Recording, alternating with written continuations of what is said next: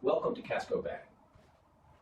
Casco Bay's inlets and bays are home to more than 800 species of marine life, more than 10,000 acres of tidal marsh, and 5,000 acres of eelgrass. The bay supports significant lobster and clam fisheries and anchors a booming tourism economy.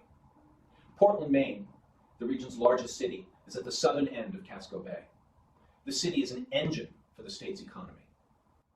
Hi, I'm Curtis Boland. I'm the director of the Casco Bay Estuary Partnership.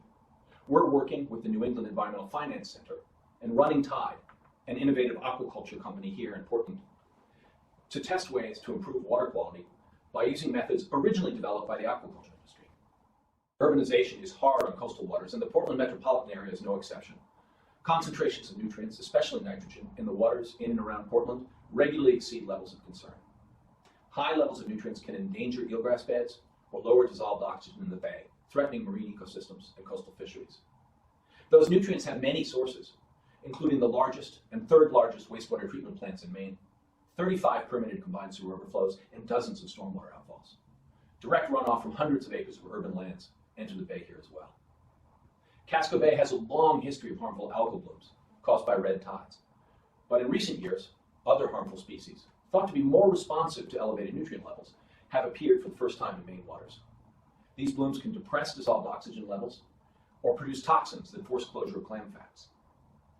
Our communities have been investing in clean water for years. Combined sewer overflow volumes in the region have dropped close to 50 million gallons a year for over 2 decades. Recent process changes at the East End wastewater treatment facility have reduced summer discharges of nitrogen to the bay by more than 2/3. But future investments are likely to be costly. Upgrading the East End plant to full tertiary treatment would cost at least $40 million.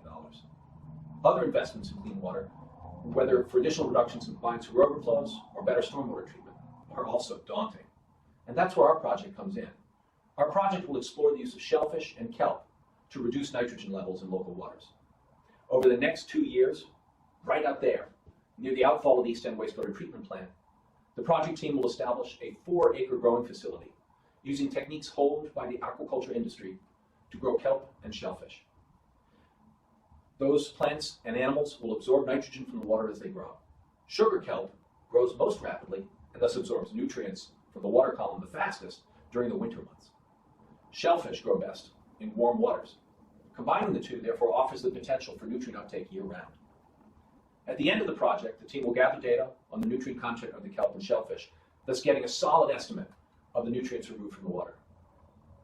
We want to learn whether nutrient uptake based on aquaculture can be a cost-effective option compared to the alternatives. On a pound-for-pound basis, is it less expensive to manage nutrients entering Casco Bay by upgrading wastewater treatment plants, by building green infrastructure, or by investing in seaweed aquaculture? We'll have a much better idea in a couple of years. In the long run, we envision the possibility of a nutrient trading scheme for Portland waters, but there's a lot of work to do before we get there. This project will model a creative problem-solving approach to improving Portland's water quality.